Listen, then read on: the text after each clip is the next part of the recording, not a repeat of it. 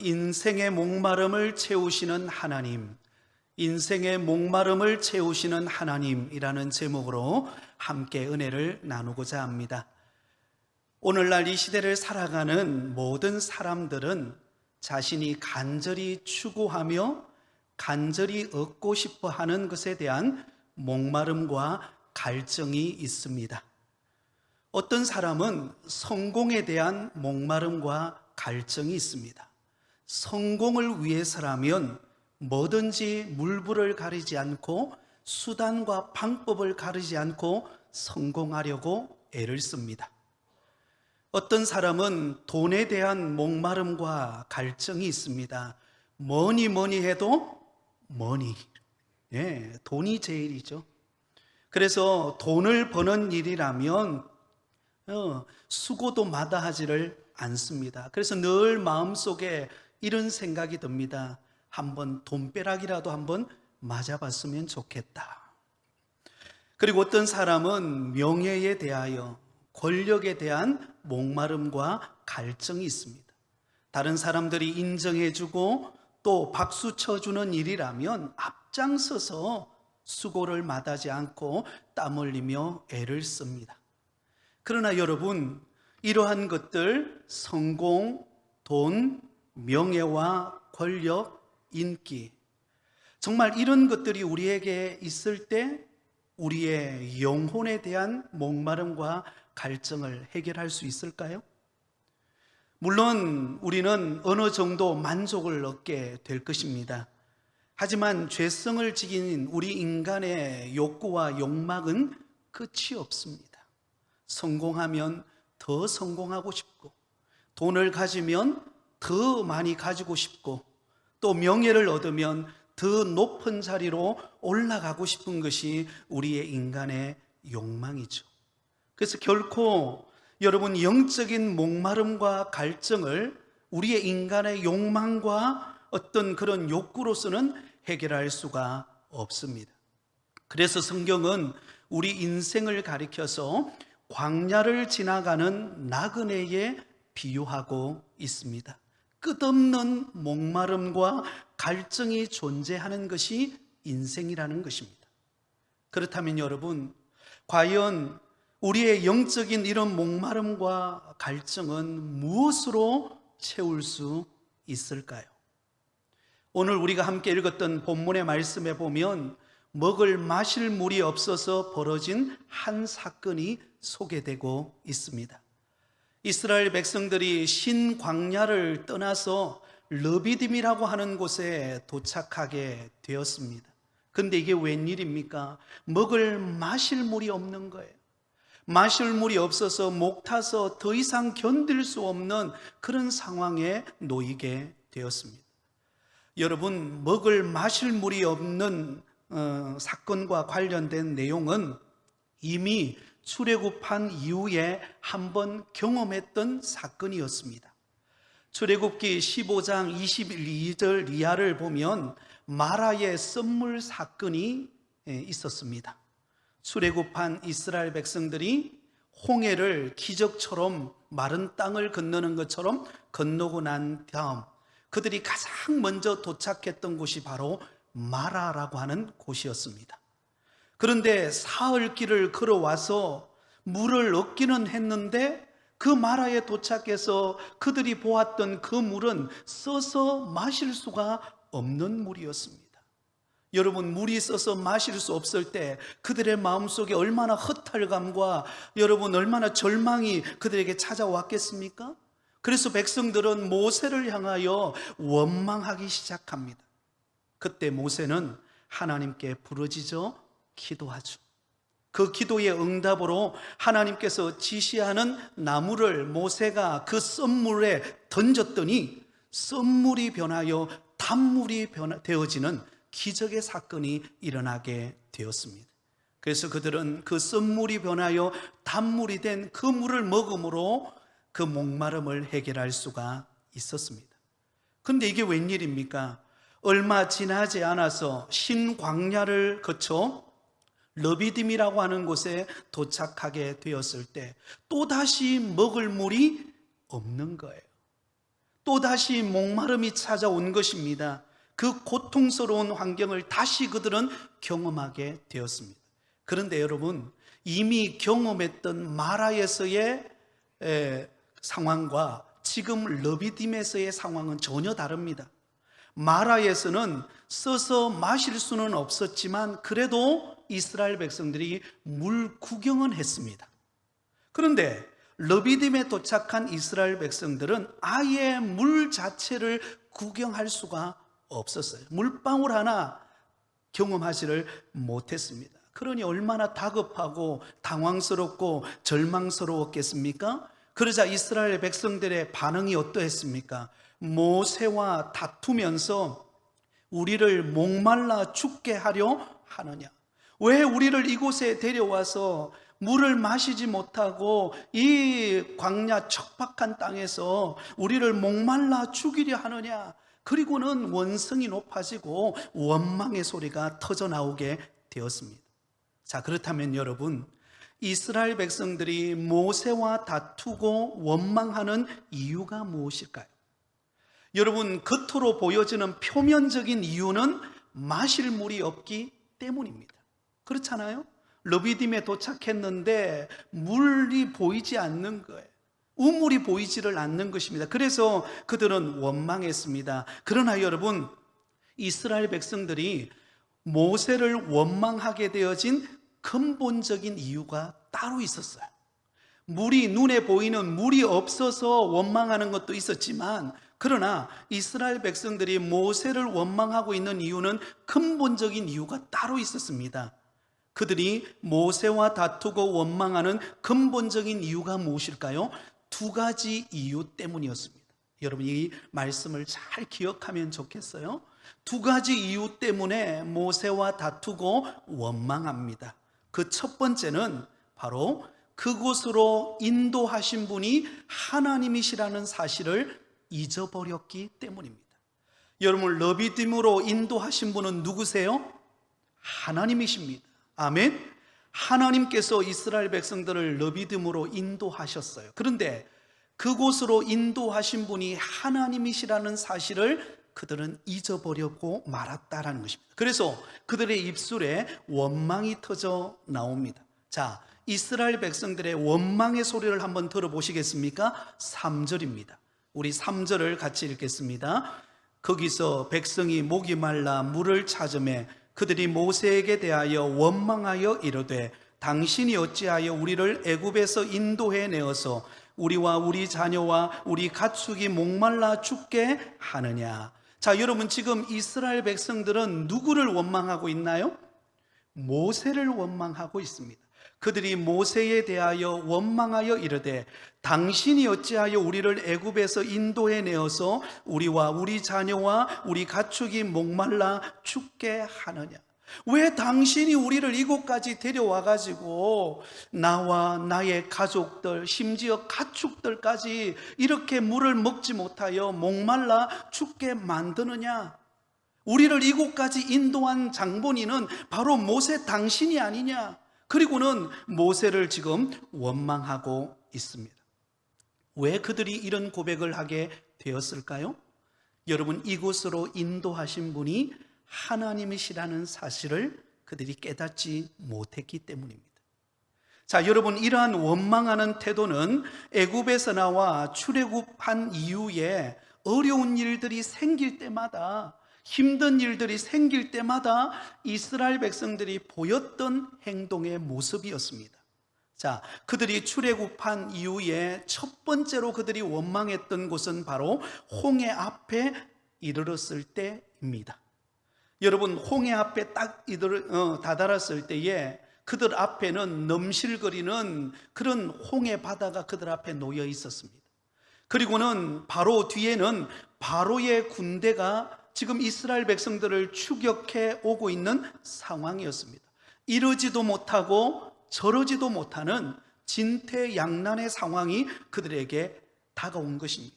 그러자 이스라엘 백성들이 원망하기 시작합니다. 자, 이스라엘 백성들이 어떻게 원망하는가를 보세요. 출애굽기 14장 11절입니다. 그들이 또 모세에게 이르되 애굽에 매장지가 없어서 당신이 우리를 이끌어내어 이 광야에서 죽게 하느냐? 어찌하여 당신이 우리를 애굽에서 이끌어내어 우리에게 이같이 하느냐? 자, 여러분 출애굽기 14장 11절을 보시면 여러분 반복해서 나오는 말씀이 무엇입니까? 당신이 우리를 이끌어 내어서 이렇게 고통받게 하느냐? 누가 이끌어냈다고 말합니까? 모세가 우리를 이끌어서 이곳까지 와서 이 진퇴양난의 죽음의 위기 앞에 우리를 서게 만들었느냐? 이렇게 원망하고 있습니다. 자, 그 다음에 그들이 도착한 곳은 마라였습니다. 마라에 이르러서 그곳에 물이 써서 마시지 못하게 되었을 때 여러분 모세를 원망하며 이스라엘 백성들이 이렇게 고백합니다. 출애굽기 15장 23절 24절입니다. 우리 같이 읽겠습니다. 마라에 이르렀더니 그곳 물이 써서 마시지 못하겠으므로 그 이름을 마라라 하였더라. 백성이 모세에게 원망하여 이르되 우리가 무엇을 마실까 하매, 물이 써서 마실 수 없는 그 자체도 누가 우리를 이곳까지 인도해서 이 고통을 겪겠다고 고백합니까? 모세가 우리를 인도해서 이 아픔을 겪게 만들었다고 말합니다. 또한 여러분 그 다음에 그들이 간 곳이 신광야입니다. 신광야에서 먹을 것이 없어 줄이게 되었을 때 그들이 모세를 이렇게 원망합니다. 출애굽기 16장 1절에서 3절입니다. 이스라엘 자손의 온 회중이 엘림에서 떠나 엘림과 시내산 사이에 있는 신광야에 이르니 애굽에서 나온 후 둘째 달 15일이라 이스라엘 자손 온 회중이 그 광야에서 모세와 아론을 원망하여 이스라엘 자손이 그들에게 이르되 우리가 애굽 땅에서 고깃가마 곁에 앉아 있던 때와 떡을 배물리 먹던 때에 여호와의 손에 죽었더라면 좋았을 것을 너희가 이 광야로 우리를 인도해 내어 이 온 회중이 줄여 죽게 하는도다. 여러분 신광야에 도착한 그들이 이제 그 가져왔던 것이 다 먹을 것이 떨어져 버리자 그들이 더 이상 먹을 음식이 없을 때 그곳에서 그들을 지금 이끌어가고 있는 모세와 아론을 원망합니다. 차라리 우리가 그 애굽의 고깃가마 곁에 있었던 좋았을 것을, 그곳이 좋았는데 왜 우리를 이곳에 이끌어내어서 이 고통과 이 힘든 시기를 만드느냐 라고 이스라엘 백성들이 지금 원망하고 있습니다. 여러분 이처럼 이스라엘 백성들은 다급하고 그리고 힘들고 어려운 고난과 위기와 진퇴양난의 상황이 벌어질 때마다 그들은 모세를 원망하기 시작합니다. 모세가 우리를 이곳까지 이끌어내어서 우리가 이런 고통을 겪었다고 말합니다. 오늘 본문도 역시 마찬가지입니다. 지금 르비딤에서 마실 물이 없어서 지금 목말라 죽게 되어진 이 상황에 대하여서 이스라엘 백성들은 모세와 다투고 원망하면서 모세 당신이 우리를 이곳으로 이끌어서 이곳에서 이 고생시키느냐라고 그렇게 원망하고 여러분 불평하고 있는 이스라엘 백성들을 보여주고 있습니다. 무엇이 문제일까요? 이스라엘 백성들은 눈에 보이지 않는 하나님의 인도하심을 바라보지 못하고 눈에 보이는 모세만을 바라보고 그들이 원망하고 있기 때문입니다. 여러분 우리는 자주자주 우리에게 찾아오는 고난과 어려움과 위기를 만날 때 우리는 나 자신과 그리고 주위 사람들을 원망하고 불평할 때가 너무나 많습니다. 거의 대부분이 이런 생각을 가집니다. 당장 눈앞에 보이는 현실과 가까운 사람 때문에 내가 지금 이런 어려움을 당했다라고 우리는 원망하게 됩니다. 지금 나에게 이러한 어려움과 고통을 겪는 이유는 내 남편을 잘못 만나서 그렇고 내 자식 때문이고 직장 동료 때문이고 옆집에 사는 그 사람 때문에 내가 지금 이런 위기와 고난과 어려움을 당하게 되었다. 그리고는 여러분 신세를 한탄하면서 내가 그때 그 사람을 만나지 말았어야 될 걸, 왜 그랬을까? 그리고는 여러분 처해져 있는 어려운 현실과 그리고 가까운 사람들, 가족들, 이웃들, 동료들을 원망하며 한탄하며 우리가 살아갈 때가 얼마나 많은지 모릅니다. 여러분 오래전에 TV 프로그램 중에 좋은 세상 만들기라는 프로그램이 있었습니다. 여기에는 할아버지, 할머니들이 나와서 꾸미는 오락 프로그램이었습니다. 한 번은 이제 글자를 보여주면서 할아버지가 할머니에게 설명을 해서 맞추는 그런 게임을 했습니다. 그래서 할아버지에게 보여준 그 글자는 천생연분이었습니다. 천생연분을 보여주면서 할머니에게 설명을 하고 맞추는 것이었습니다. 그래서 할아버지는 회심의 미소를 지으면서 이 정도는 잘 알겠지 하고는 할머니에게 큰 소리로 말했습니다. 당신과 나 사이가 뭐지? 당신과 나 사이가 뭐지? 그러자 할머니가 하는 말이 뭐긴 뭐야, 왼수지. 그러자 여러분, 기가 막히게 하던 그 할아버지가 더 큰 소리를 지릅니다. 아니, 두자 말고 넉자. 그러자 할머니 대답이 말합니다. 평생 왼수 라고 대답했다고 합니다. 사랑하는 여러분, 혹시 여러분 어려움과 힘든 일을 만날 때 가까운 내 남편 때문에, 그리고 내 자식 때문에, 그리고 내가 누군가를 잘못 만나서 지금 내가 이렇게 신세가 처량하게 되어진 것 아닌가, 여러분 이렇게 후회하고 불평하고 계신 분이 계십니까? 오늘 이 시간 그 모든 생각을 우리 주님 앞에 내려놓으실 수 있기를 바랍니다. 여러분, 우리가 깨달아야 하는 영적인 원리 하나가 있습니다. 그것은 무엇인가 하면 지금 내게 찾아오는 온갖 어려움과 고난과 위기의 문제는 상황의 문제가 아니라 해석의 문제라는 것입니다. 한번 따라해 볼까요? 지금 나에게 일어나는 문제는 상황의 문제가 아니라 해석의 문제다. 여러분, 지금 나에게 일어나는 수많은 위기와 고난과 절망적인 상황이 누구에게나 찾아옵니다. 광야와 같은 인생의 길을 걸어가는 사람은 누구도 예외가 없습니다. 그런데 그 모든 환난과 고난과 위기가 찾아올 때 그것을 어떻게 해석해내는가가 중요해요. 그 상황만 바라보면서 원망하고 불평하느냐, 아니면 그 상황을 허락하신 하나님의 인도하심을 따라 인내와 성숙의 기회를 가지느냐, 이거는 여러분 하늘과 땅의 차이인 것입니다. 예를 들어 말씀을 드려볼까요? 여러분, 위기를 만났을 때 그 문제를 지혜롭게 해석한 성경의 인물들이 있습니다. 여러분, 요셉을 아시죠? 요셉은 형들에 의해서 애굽의 종으로 팔려가게 됩니다.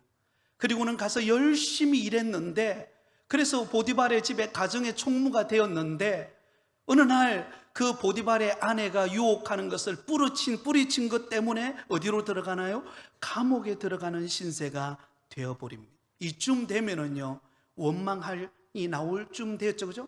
하나님, 그래도 나는 하나님 잘 섬기고 믿음을 지키고 거룩함을 유지하려고 하는데 왜 나에게 이런 어려움과 고난이 찾아오게 되었을까요? 충분히 원망할 수 있는 상황이 요셉에게 펼쳐졌습니다. 그런데 요셉은 그 모든 과정을 믿음으로 해석해냅니다.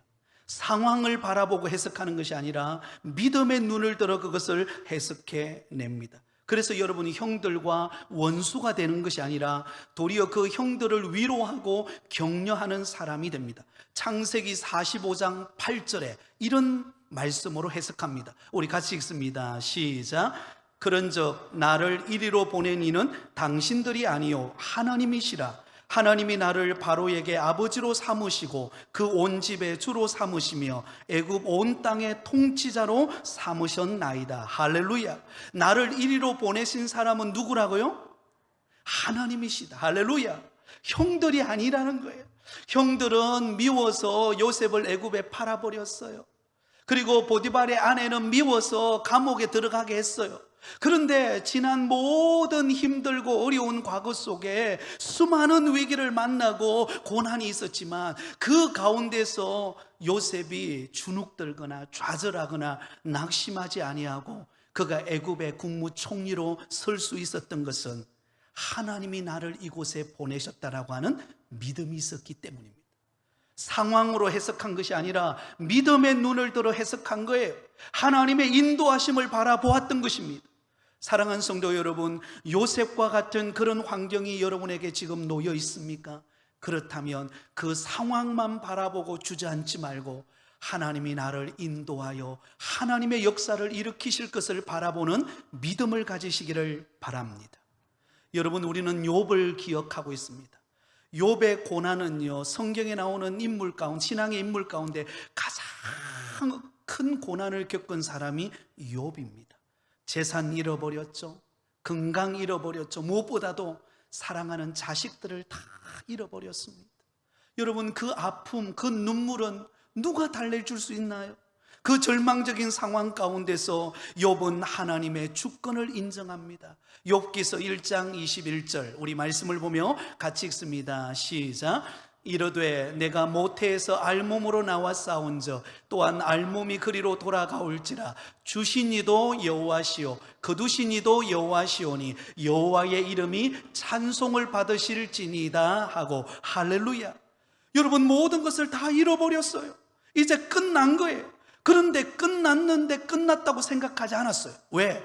역사를 주관하고 계시는 하나님의 주권을 믿었기 때문입니다.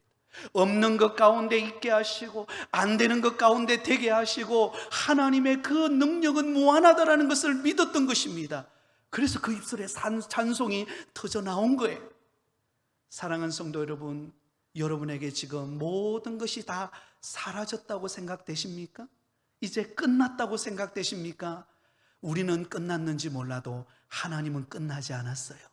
하나님은 이제 시작하실 것입니다. 하나님이 여러분에게 은혜 주실 줄 믿습니다. 여러분, 에스더와 모르드게가 여러분 하만의 괴략에 의해서 이스라엘 민족을 몰살시키려고 하는 위기가 그들 앞에 찾아왔습니다.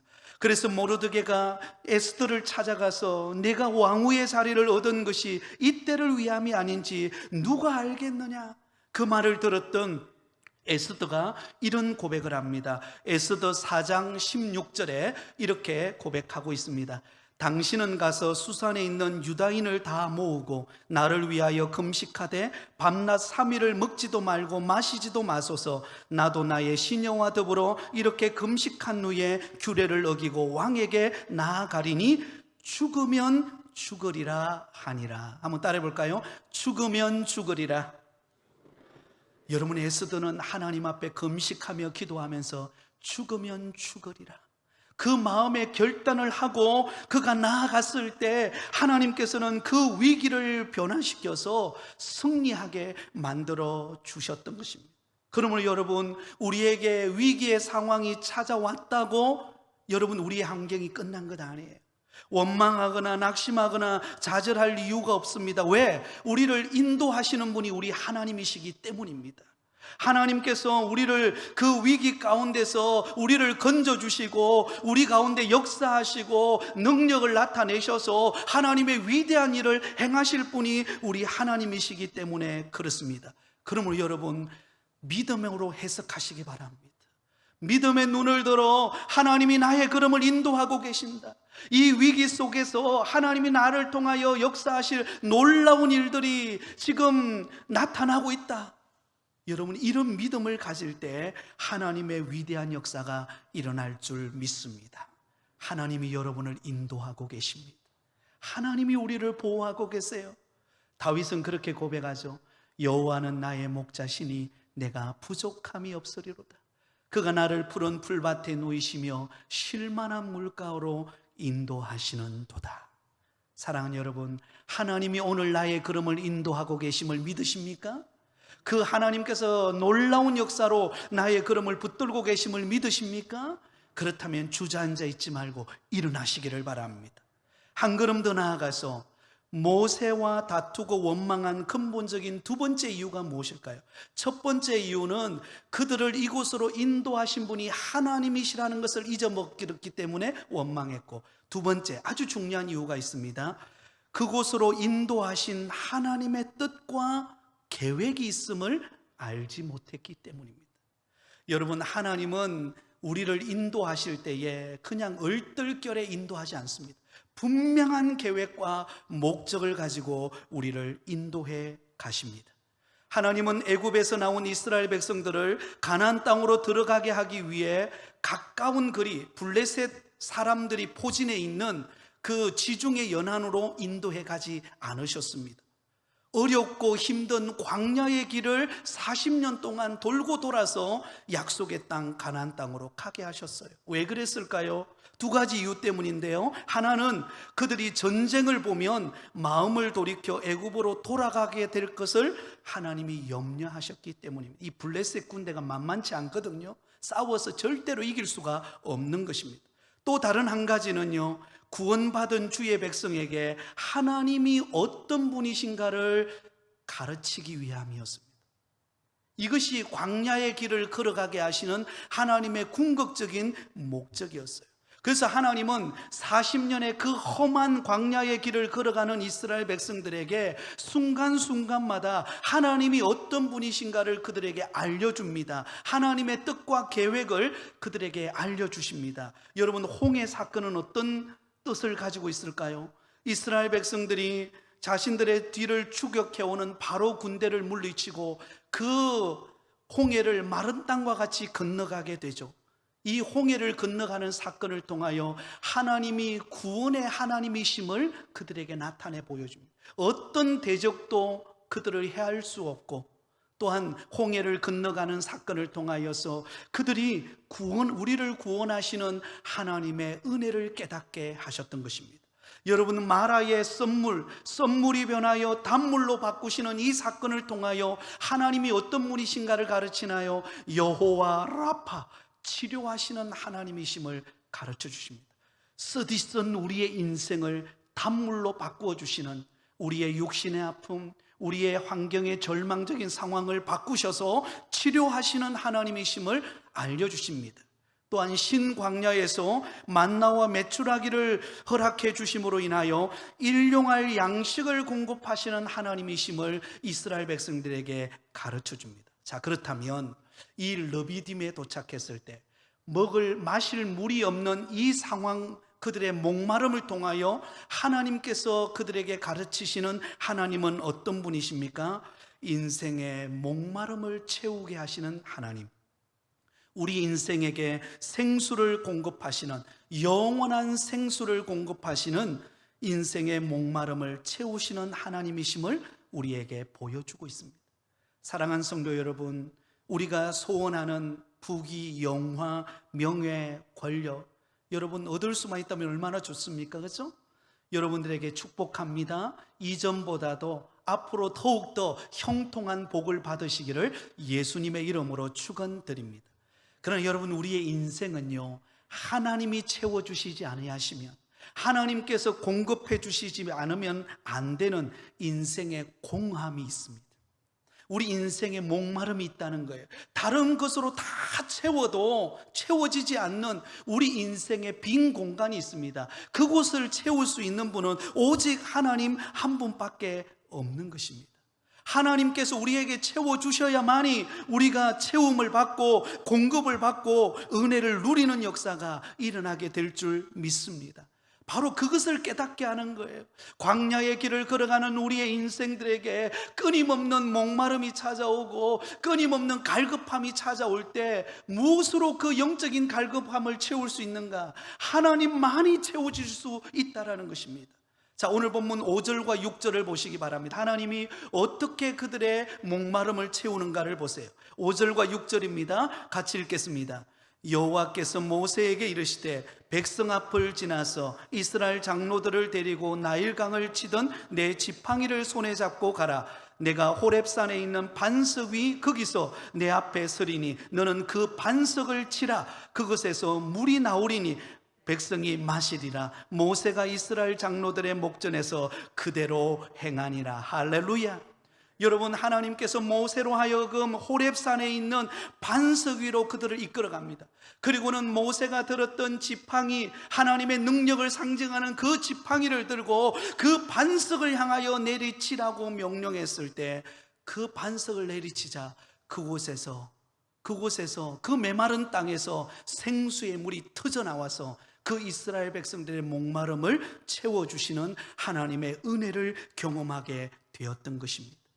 이 사건을 통하여서 우리 인생의 목마름, 우리의 인생의 근본적인 목마름, 세상의 그 무엇으로도 채울 수 없는, 어떤 물질로도, 어떤 명예로도, 어떤 세상의 여러분 권세로도 채울 수 없는, 오직 주님만이 채워줄 수 있는 영원한 생수의 샘물이 되시는 우리 주님의 공급하시는 은혜를 받게 되었던 것입니다.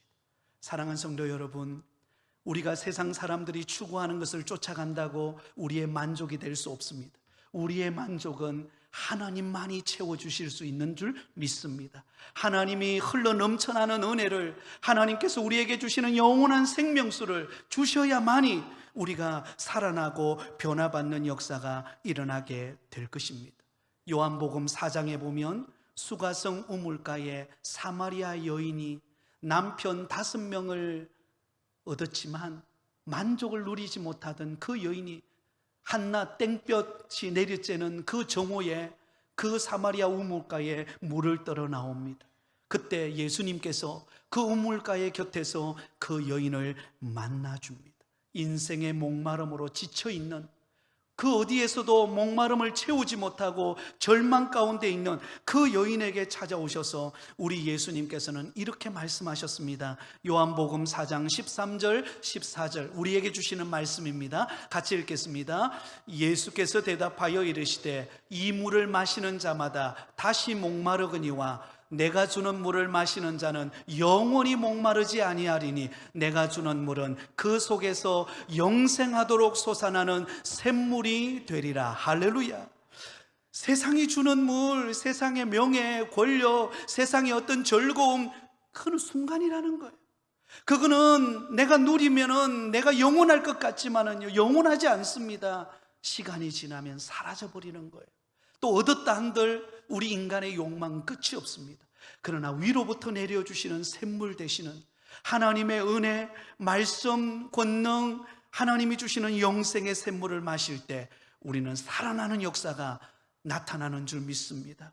오늘 이 자리에 예배드리는 우리 사랑하는 성도 여러분, 저와 여러분의 목마름을 채우시는 분은 우리 하나님이십니다. 오직 주님만이 우리의 목마름을 채워주실 수 있는 분이신 줄 믿습니다. 그것을 언제 깨닫게 하는가? 우리에게 고난이 찾아올 때, 우리에게 어려움이 찾아올 때, 그 고난과 위기 속에서 너의 목마름을 채워주시는 분은 다른 것이 아니라 하나님이시라는 것을 우리에게 깨닫게 하시는 것입니다. 그러므로 위기를 만났습니까? 고난이 찾아왔습니까? 그 속에서 우리의 생수의 샘물이 되시는 주님을 만나기를 바랍니다. 주님의 은혜를 깨달으시기를 바랍니다. 그럼 우리는 살아나게 될 것입니다. 우리의 목마름이 채워지는 은혜를 경험하게 되어질 줄 믿습니다. 오늘 2가지를 말씀을 드렸습니다. 여러분, 우리의 인생에 목마름이 있을 때 하나님이 나의 길을 인도하고 계신다. 그리고 하나님이 나의 목마름을 채워주시는 분이시다. 이 약속의 말씀을 붙잡고 날마다 생수의 근원 되시는 우리 하나님 은혜 안에서 풍성한 은혜를 받아 누리는 삶이 되시기를 예수님의 이름으로 축원드립니다.